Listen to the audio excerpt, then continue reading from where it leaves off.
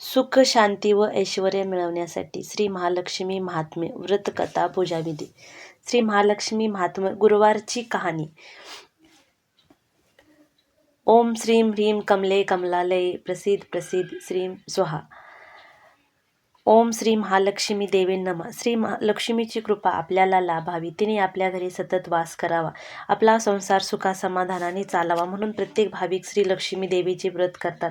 त्यांना उत्तम फळ मिळते. व्रताची सुरुवात मार्गशीर्ष मासातील पहिल्या गुरुवारी करून शेवटच्या गुरुवारी उद्यापन करावे असे सांगितले आहे. जर मार्गशीर्ष मासी जमले नाही तर कोणत्याही महिन्यातील पहिल्या गुरुवारपासून व्रत सुरू करावे व शेवटच्या गुरुवारी सांगता करावी. काही भाविक दर महिन्यास व्रत करण्याचे ठरवून सतत 1 वर्ष व्रत चालू ठेवतात.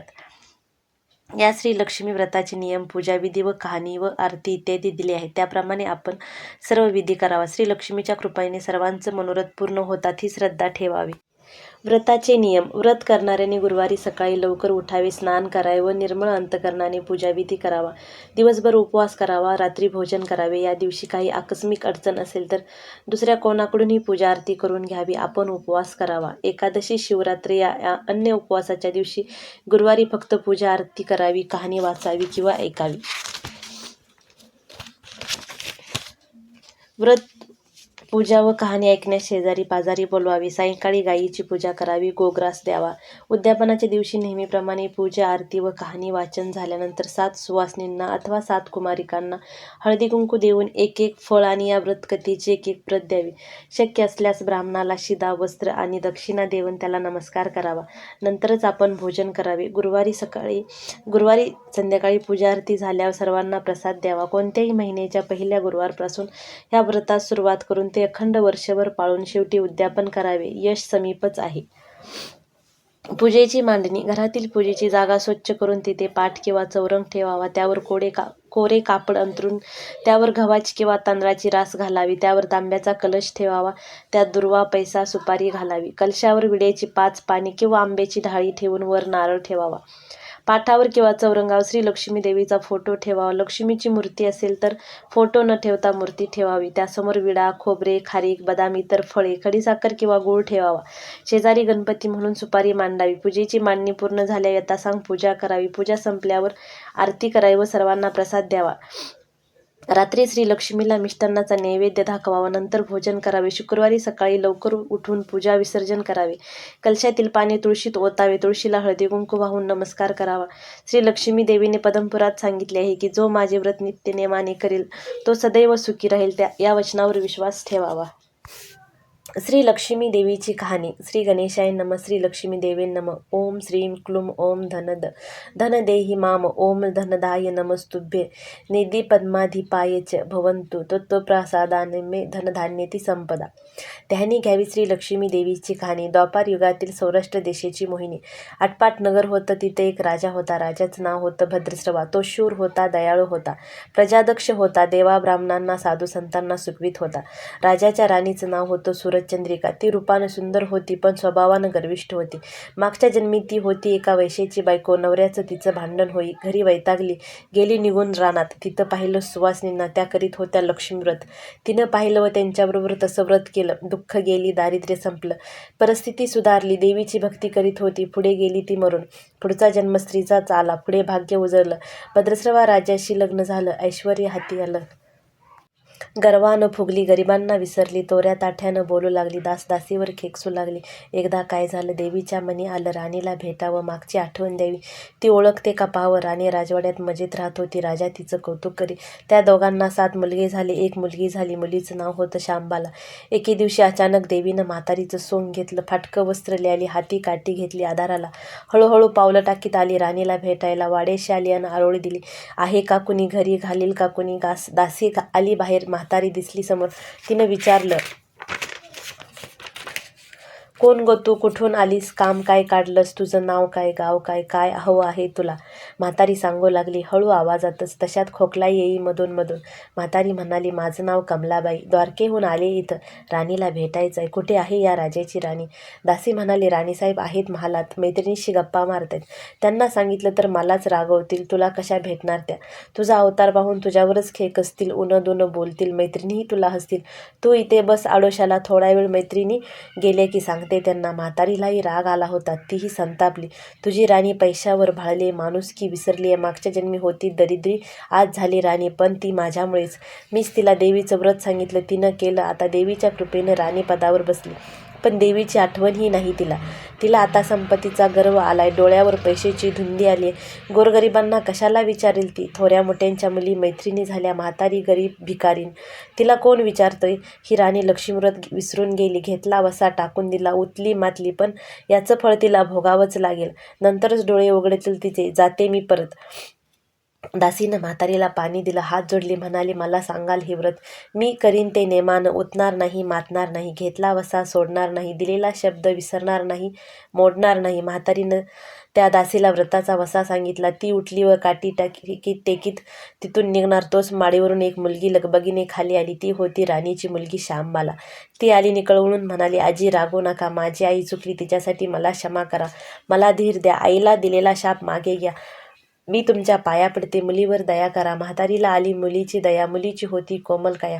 ती क्षणभर मुलीकडे डोळे भरून पाहत होते. तिनं मुलीला लक्ष्मीव्रताचा वसा सांगितला व ती मुलीचा निरोप घेऊन निघणार तोच राणी तरातरा आली माडीवरून. दाराशी येते तर दिसली ती म्हातारी. राणी कडाडली, कोण ग तू थेरडे, इथे कशाला आलीस? जा इथून, उठ लवकर, नाही तर ढकलून द्यायला सांगते तुला. लाज नाही वाटत तुला इथे यायची? दुसरी घरं नाहीत तुला? म्हातारीचे डोळे गरगर फिरले, कपाळावर आठ्या उमटल्यानी तडक ती निघून गेली परत.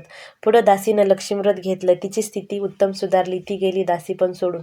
व पुढे सुखानं संसारही सुरू होता तिचा. पुढे मार्गशीर्ष महिना आला. पहिल्याच गुरुवारी श्यामबाईने लक्ष्मीव्रत केलं. सगळे नेमधर्म पाळून 4 गुरुवार तिने ते व्रत केलं. शेवटच्या गुरुवारी थाटानं उद्यापन केलं. सिद्धेश्वर राजाच्या मालाधर नावाच्या राजपुत्राशी श्यामबालेचा विवाह झाला. तिला राजवैभव मिळालं. लक्ष्मीव्रताच्या प्रभावानं तिचा संसार सुखासमाधानाने चालू लागला.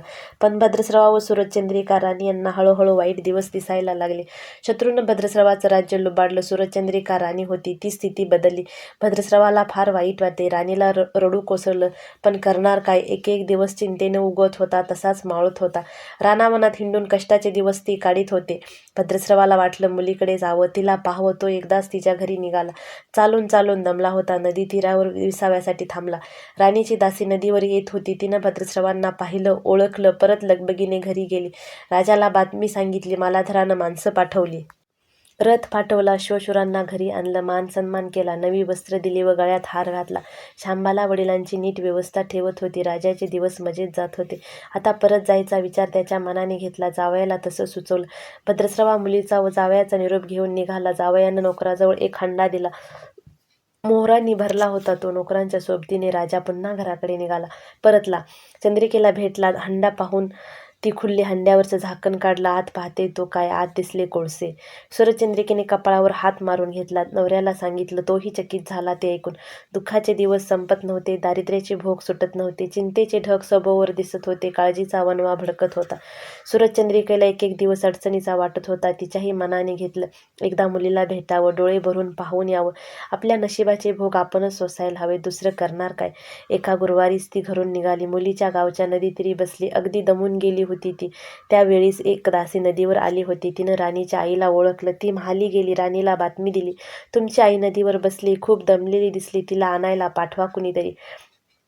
श्यामबालीनं रथ बोलावला. आईला घेऊन यायला सांगितलं. आई रथात बसून घरी आली. श्यामबालीनं पाहिलं आईला. तिनं प्रेमाने मिठी मारली. मुलीच्या घरचं ऐश्वर्य पाहून तिचे डोळे तृप्त झाले होते. पण तोंडातून शब्द फुटत नव्हते. आईला स्नान करायला सांगितलं. मग पैठणी नेसायला दिली. गळ्यात सोन्यामोत्यांचे अलंकार घातले. आईचं रूप उठून दिसू लागलं. दुपारची वेळ झाली. श्यामबाला लक्ष्मीव्रताचा वसा करीत होती. लक्ष्मीदेवीची भक्तिभावाने पूजा करीत होती. आरती झाली. धूपदीपांचा वास दरवळत होता. शांबालीला उपवासच होता, तो ती कडकडीत करी, अगदी निराहार राहून. आईच्या जेवणाची तयारी झाली होती. तिनं आईला जेवायला बोलावलं आणि आईला मागच्या जन्माची आठवण झाली. ती लक्ष्मीव्रताचा वसा करीत होती. लक्ष्मीदेवीच्या कृपेनेच ती राणी झाली होती. ती म्हणाली, श्यामा, मी पण जेवत नाही, मी तुझ्याबरोबर उपवासच करीन. श्यामा ठीक आहे म्हणाली. मार्गशीर्ष महिनाच होता तो. 4ही गुरुवार मुलीनं केलेलं व्रत तिच्या आईनं पाहिलं होतं. भक्तिभावानं नमस्कार करीत होती, उपवास करीत होती, सर्व दुःख दूर व्हावीत म्हणून प्रार्थना करीत होती. महिना संपला व घरी जायचा विचार ठरला. तिला पोचवायला शांबाला बरोबर गेली होती. 4 दिवस राहून शांबाला परत निघाली. मालाधरानं पूर्वी पाठवलेला हंडा तिनं घेतला. त्यात मीठ भरलं व तो नोकराजवळ देऊन ती पुन्हा आपल्या राजवाड्यात आली. मालाधराची गप्पागोष्टीत वेळ जात होता.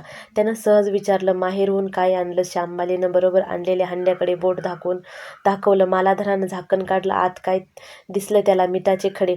अगं वेडे, हे मिठाचे खडे कशाला? इथे नाही का मिळत मीठ? हो मिळतं ना, पण हे मीठ माझ्या वडिलांच्या राज्यातलं आहे. वडिलांचं राज्य सौराष्ट्रात होतं.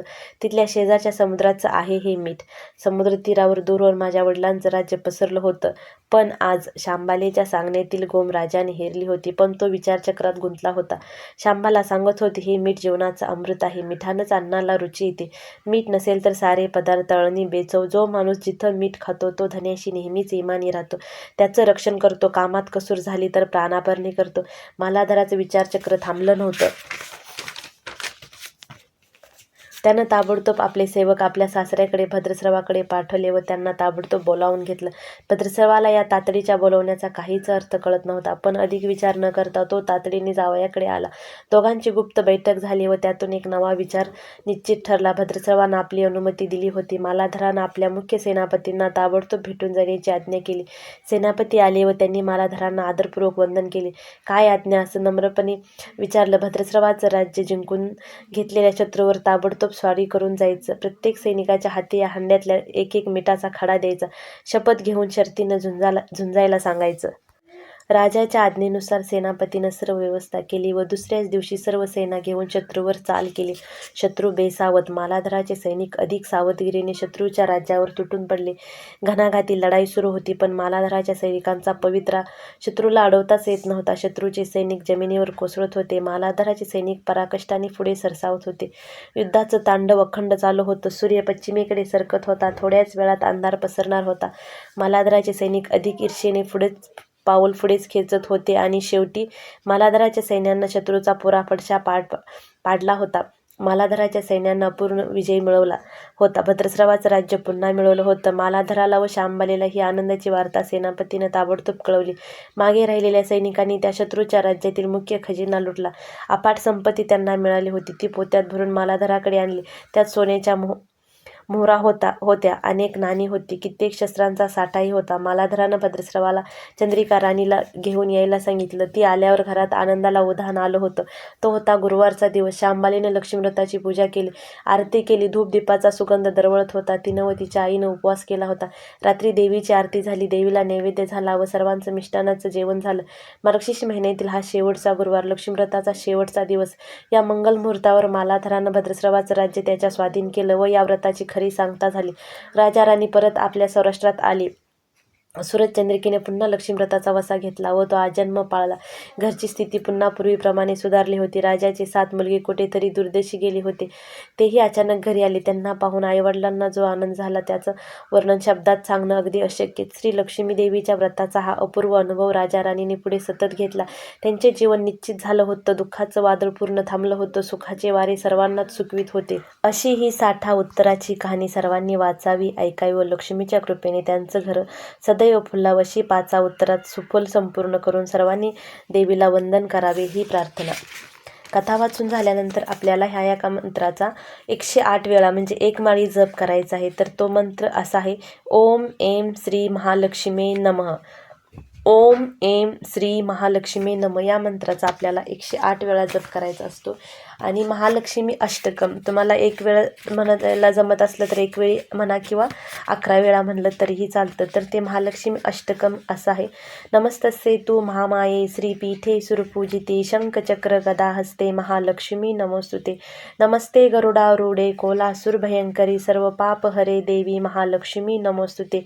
सर्वज्ञे सर्ववर्धे सर्वदुष्ट भयंकरी सर्व दुःख हरे देवी महालक्ष्मी नमोस्तुते. सिद्धिबुद्धिप्रदे देवी भुक्तिमुक्तिप्रदायिनी मंत्रमूर्ते सदा देवी महालक्ष्मी नमोस्तुते. आद्यंतर्हिते देवी आद्यशक्ती महेश्वरी योगजे योग संबुद्धे महालक्ष्मी नमोस्तुते.